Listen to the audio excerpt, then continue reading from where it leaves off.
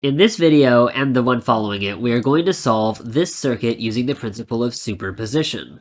According to the theorem of superposition, any circuit can be analyzed by focusing on the effects of one independent source at a time and ignoring the effects of all other independent sources. Note that any diamond-shaped source is called a dependent source. It's dependent because its value depends on the value of something else in the circuit.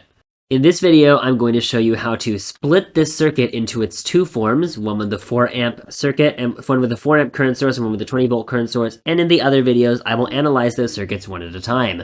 Let's begin with the case where we focus on the 20 volt battery. To do that, we must remove the 4 amp current source. To remove a current source, you must remove it and the entire branch containing it. This is called breaking the circuit. The circuit is broken because no particles can pass through that area of the circuit. Let me show you how the circuit looks. You can see that the circuit simply no longer has a current source in it. Another way to express this is that this branch is technically here, but there's just nothing in the middle, so we can basically erase these 2 points. Even if there was a resistor on this branch as well, because the current source is gone, the resistor is basically gone as well, but there was never a resistor, so it's fine. We'll consider this circuit later. Now let's draw the circuit that focuses on the 4 amp current source and ignores the 20 volt battery. When you remove a voltage source, you do something that is called shorting the circuit. You do not remove the wire that the voltage source is on. Particles should still be able to travel through the wire.